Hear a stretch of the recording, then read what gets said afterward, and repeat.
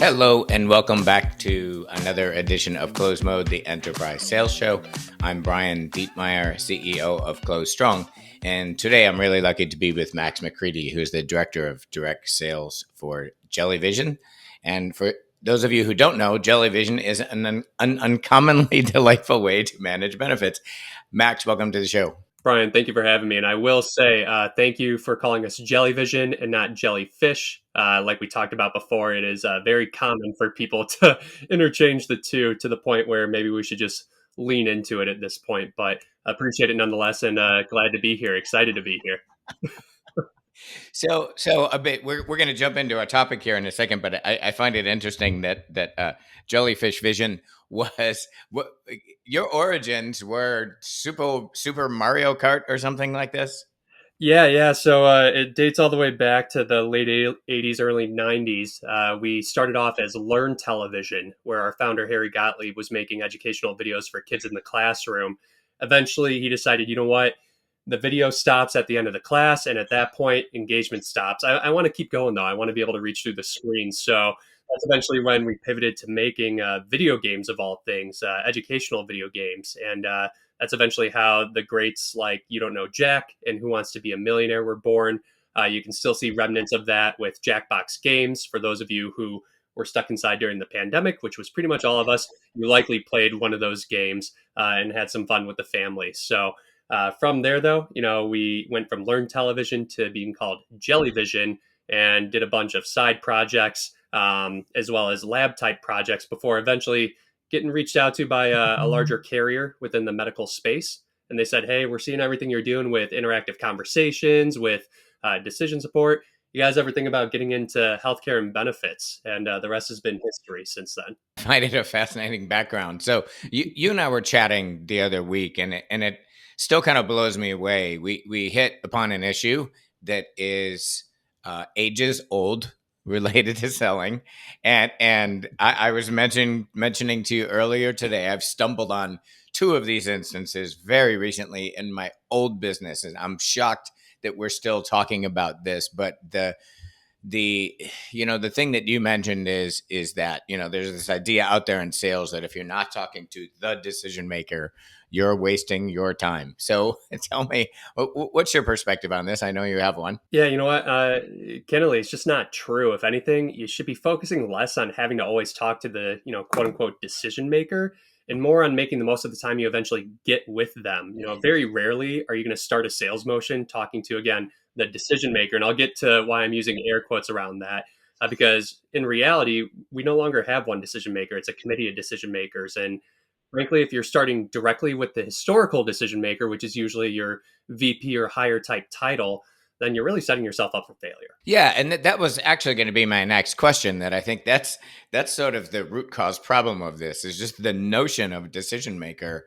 In essence, is just given what is it 6.7 people per buy, committee buys, very complex buys. That very notion is kind of dead. I think maybe in some instances, right, it's still there, but by and large, with enterprise selling, no. Yeah, no, absolutely. I mean, we're no longer in this era of having only one decision maker. There truly are multiple. It's a committee, and I know I'm not saying anything super revolutionary here, since every sales playbook and social influencer is shouting this, as well. However, it's still worth reiterating nonetheless. And instead, we should really be focusing on talking to everyone else around that historical quote unquote decision maker and turning them into champions and mobilizers, really in order to gain better insight into the problems or challenges that the team is facing, how it's impacting everyone from that individual that you're talking to, the team as a whole, the company as a whole. That way, when we do get in front of that, VP or higher type title,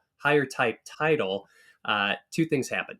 Either one, they're really impressed with how well you understand their business and your ability to tailor the conversation and potential solution to their hyper specific need.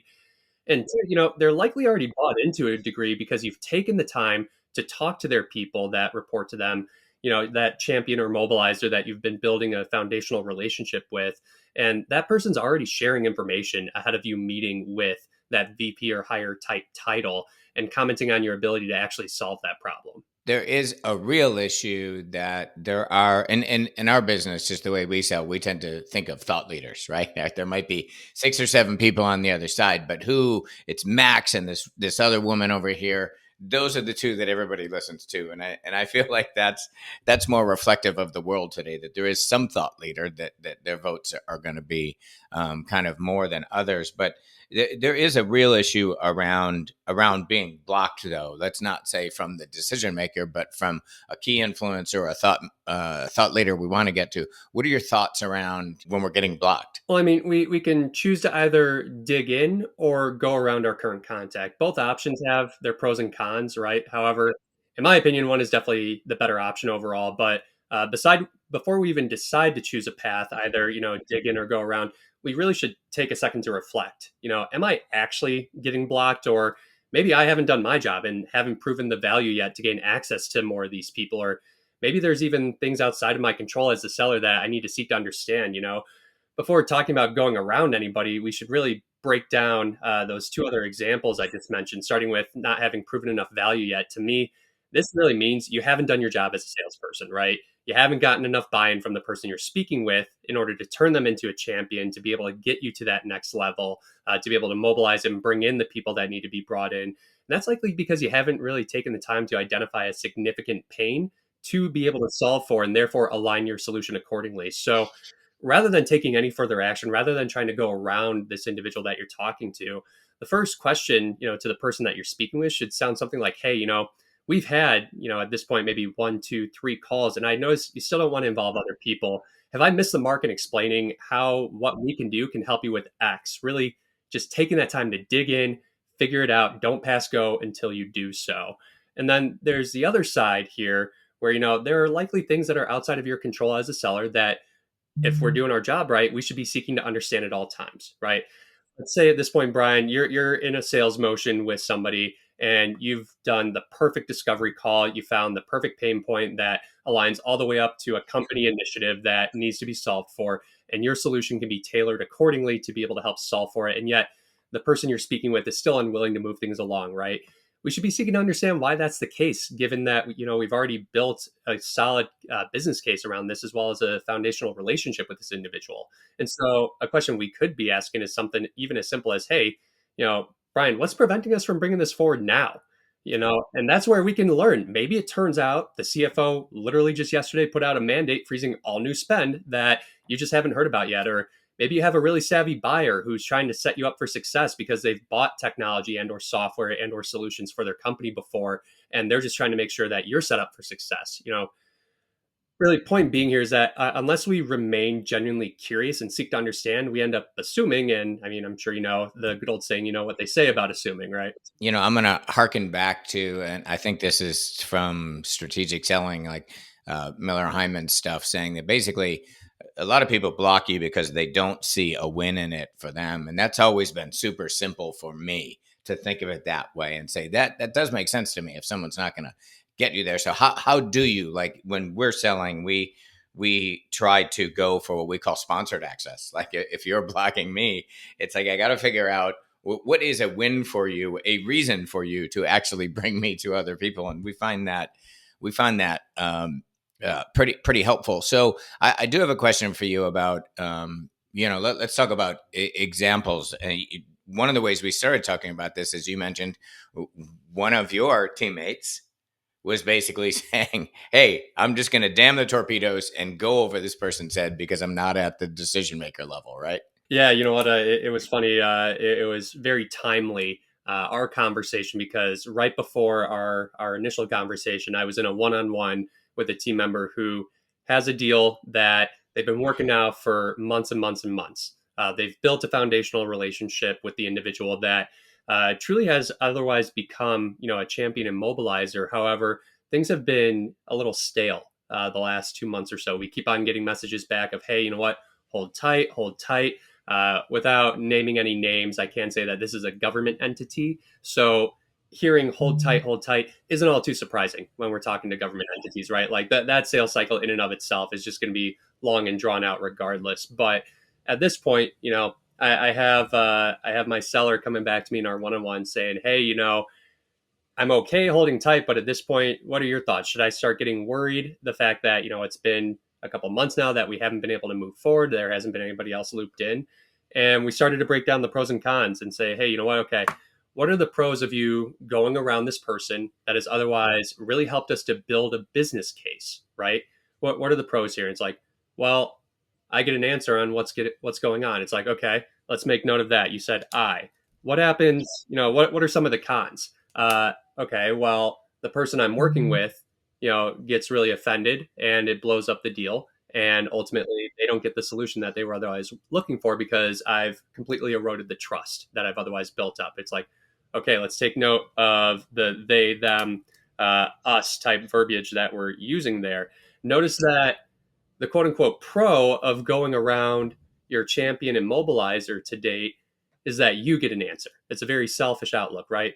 Versus the con, it impacts both you and the person that you've been working with and really blows up something that otherwise could have been a great scenario where you got your person looking great in front of their boss because they're bringing a solution and you're getting a sale and the commission as a result. So that's where, again, I ask that we have reflection, before we decide to go around somebody, because ultimately there's really only one true use case where it makes sense to go around somebody.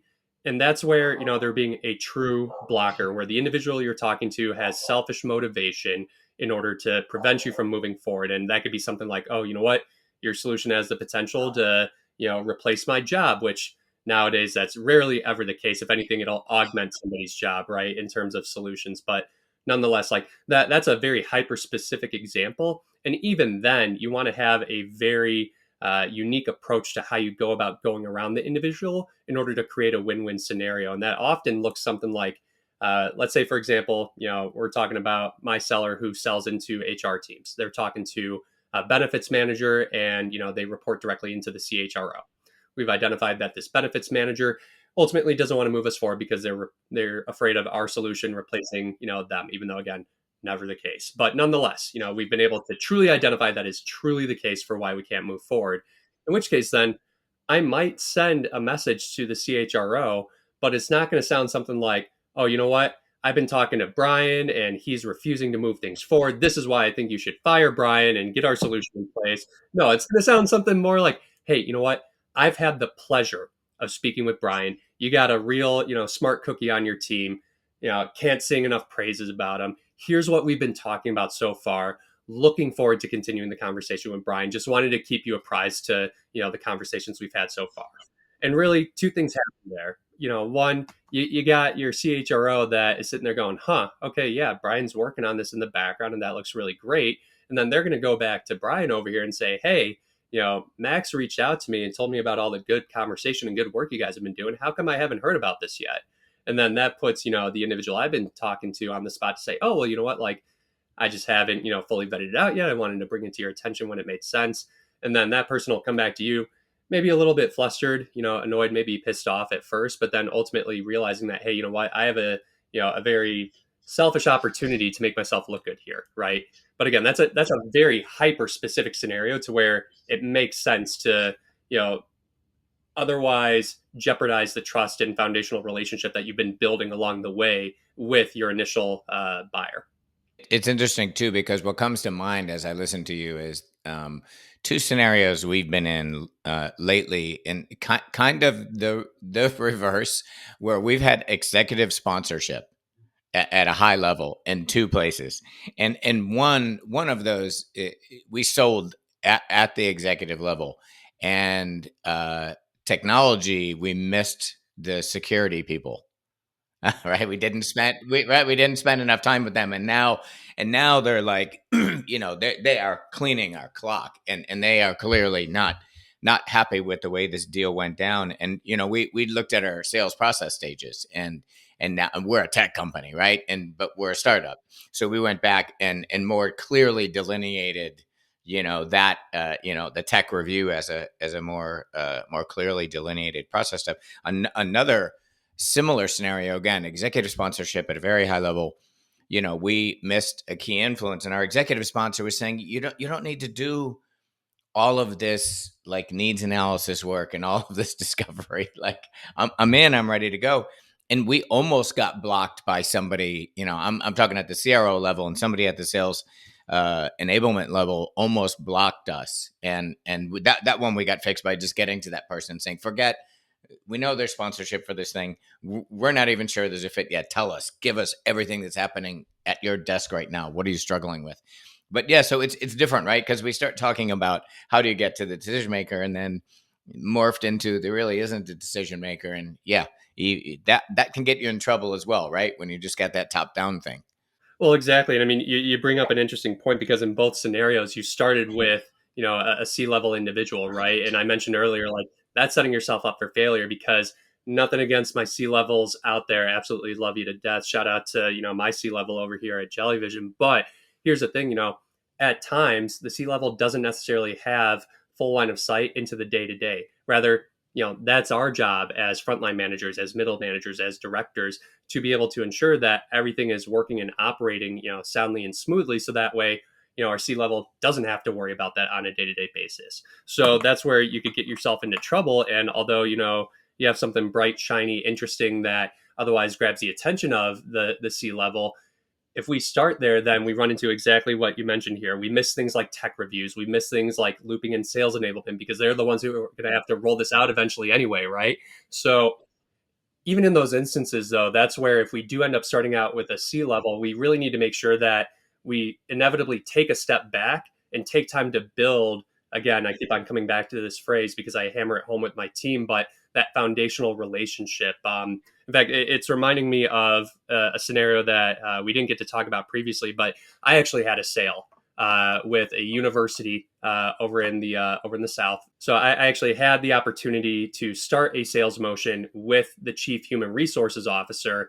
And during that time, I was lucky enough that CHRO had a true beat on what was going on. We were able to have a very solid conversation about the challenges that they were facing, the solution that we could potentially bring to the table.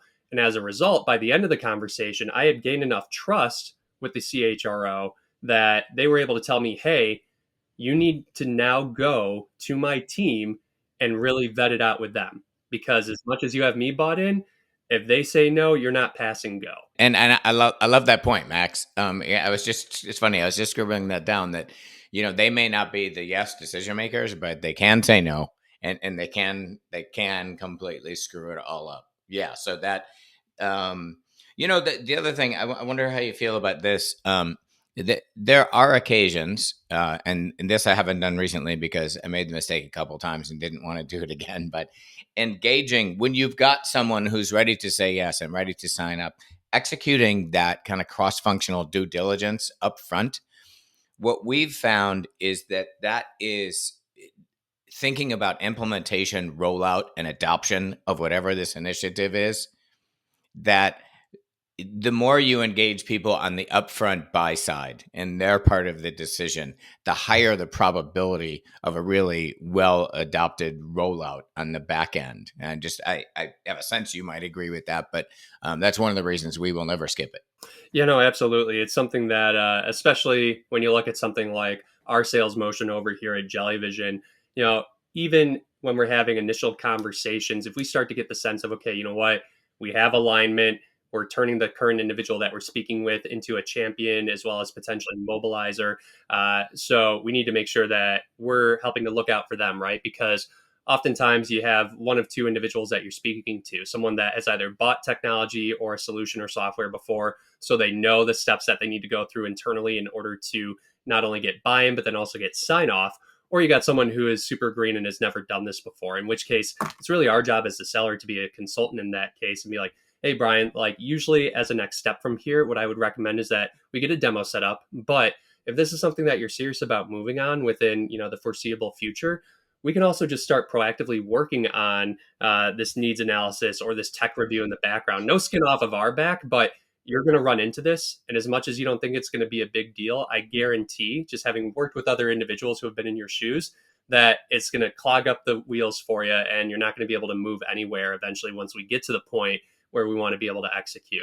And by being that proactive, we ultimately either educate the person who hasn't been a buyer before and it's their first go around, or we truly come off as that consultant, as that knowledgeable individual, and gain that much more trust with the person that we're talking to because we're already beating them to the punch and saying exactly what they were going to say next. It's interesting too because we were in the one instance where we were at the CRO level. I found myself selling that individual to slow things down, which is very funny as the seller. He's saying, "Hey, I'm ready. I got the budget for the licenses. Let's go." And it's like, no, it's really you don't want to do that. So it's, I mean, this is an age old problem. And when you and I started talking about it the other day, I was like, really, we're still wrestling with this. But you had examples in the organization. I have examples of mine of either again, sort of having that top down support and skipping key stakeholders or being stuck down here and being blocked from getting to them. That, this is about both getting the deal done properly and then implementing and roll out properly. It, in fact, impacts everything. Yeah, it really does, and I'll even bring up the example that we talked about before, which is I've been speaking to a number of vendors this year that have all these different solutions for improving our sales motion and or the back end admin process, and I was speaking to this organization that did a really good job of leveraging their connections to be able to get connected to my CRO. At which point, my CRO looped me in. We had that initial conversation, and past that point, I had said, hey, you know what? My CRO is going to take a back seat. I'm going to continue conversations with you all to further vet you out, and then I'll bring them back in when it makes sense. And having been through the buying process internally here at Jellyvision before, I know what steps need to be taken. I know, the type of business case that needs to be drawn up. And I also know that, when we're looking at something like our tech stack right now, it's something that we're being very judicious with our spend, just like every other sales organization likely nowadays. And so I end up having conversations with the account executives on that team. We had previously started conversations with really the head of sales, but since I had said, hey, let me be the one to drive here for a bit, we had the account executives for that team get looped in. And in speaking with the account executives, it was a no brainer for me. I was like, this solution makes all the sense. Frankly, I'm kind of mad that we hadn't talked like 6 months ago because I would have tried to get you guys in for this year to make an impact. But that's the thing. I want you to be able to make an impact and I want to set you up for success. Having gone through this motion before, I need you to trust me when I say now isn't the time, but here's what the next steps are going to be. It's always interesting, like selling into salespeople, right? Like I'm sitting here thinking, like, okay, I'm just going to give them the roadmap for how they're going to succeed. And if they choose to take it and run with it, then they will, right? If they go against it, not so much. And what ended up happening was that I had alignment with their account executives who were like, hey, you know what? Makes sense based on what you're describing. If we tried to get in now, we'd be setting ourselves up for failure, and we'd have you churn as a customer a couple months later because timing is just off in terms of being able to see that value come to fruition. And so we had alignment, we set up next steps. I basically gave them the next steps to say like, hey, connect with me in June, this is what we'll talk about then, and here's how we'll continue the conversation. Again, because as the buyer, I'm bought in. I understand the value. I'm already thinking about the business case here, how to set everyone up for success. Come to find a week later that the original head of sales, who was a part of that original call with my CRO, went behind my back to my CRO and led with information that was only about like a third true. And that rubbed me the wrong way because ultimately could definitely tell that somebody got, commission breath going on. They want to try and get this done. And it's like, okay, yeah, timing's a portion of it, but there are a lot of other things that I said to your sales team members that would otherwise impact us from being able to move forward right now. So the fact that you went around me, who I've already identified myself as someone who has bought before here at my company, I know the process, I know who to loop in when, I know the motions that we have to go through, the tech reviews we have to go through, all of this. I need you to trust me. Either one of two things happen. Either the head of sales heard this and still decided to just, throw that to the side and try and like steamroll things forward, or they chose not to listen to their salespeople and instead tried again to steamroll and do things on their own timeline. Which, again, thankfully, the account executives I spoke to, were great enough to where I'm willing to give a second shot here when we reconnect in June. But man, let me tell you, the amount of times I had to rewrite an email that was kept internal just to say like, hey, like I'm actually very upset that this happened, and I don't want this to reflect on like my ability to make decisions here. The amount of times I had to rewrite that and have AI help me to tone it down, I can't even tell you, Brian. It's well. I was going to ask if you schooled them, so good for you. Yeah, it's again. This is you and I both have examples of mistakes we've made ourselves, and now you're talking about someone selling to you that made the same mistake. And anybody who's listening, watching, might say, "Come on, this is an issue.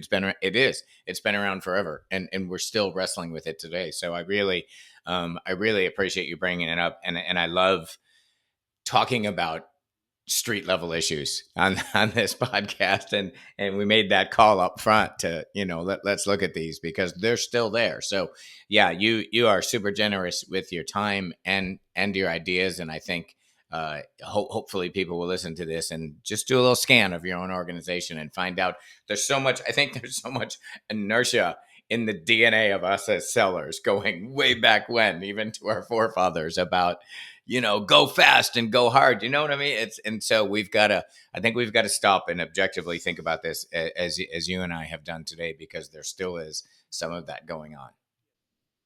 Well, and I'll also just put out a PSA as well too, because oftentimes when we have sellers making these decisions to go around, the either champion or mobilizer that they've otherwise been building this relationship with, it's usually because either they themselves have commission breath, which ultimately spells doom for everything, or their sales manager that they report to has commission breath. In which case, then they feel the pressure from above to get things moving along. In which case, you're risking the potential to blow up an otherwise very good deal. And so that's where I'll put out a PSA even for my fellow sales managers and directors out there, that as much pressure as you're feeling, even from above you to, hey, we need to get sales now, we need to have more consistency, we need to make sure that, we're bringing in things on a more regular basis. When you know that you have an enterprise level sale and that sales cycle is inevitably going to be drawn out and longer, it's really your job as that frontline manager or director to help filter that noise from above. So that way, then your salespeople that report to you aren't getting the jitters of, okay, now I have all this pressure to close it now. It's like, no, if we start introducing those jitters, that's where we get these mistakes being made and we get deals getting blown up that have otherwise been worked on for months. And instead, we should really seek, again, to be genuinely curious and understand, hey, why are we, supposedly stuck right now? What is the reason behind that? Have we been actually asking our, buyers what the reason behind that is? And that's where, again, if we're able to seek to understand, we're likely to get answers that would satisfy not only the sales rep, but then also the manager and the people above the manager, to where then you have people less on your back about that particular sale. I've heard this theme across several professionals like yourself I've spoken with lately about not your words, but the kind of slow down to hurry up thing. I think people are beginning to understand that this push, drive, like, yeah, we need a certain degree of that for sure, but it's also problematic. There are times to slow down, develop that other stakeholder. Even if an executive sponsor is telling you no, or don't take the time to power through that lower level person, work with them. Ultimately, I think that ends up in more closed deals and better deals down the road. So yeah, again, thank you so much for your time and for sharing to this community of pros so we can all learn from one another. Thank you.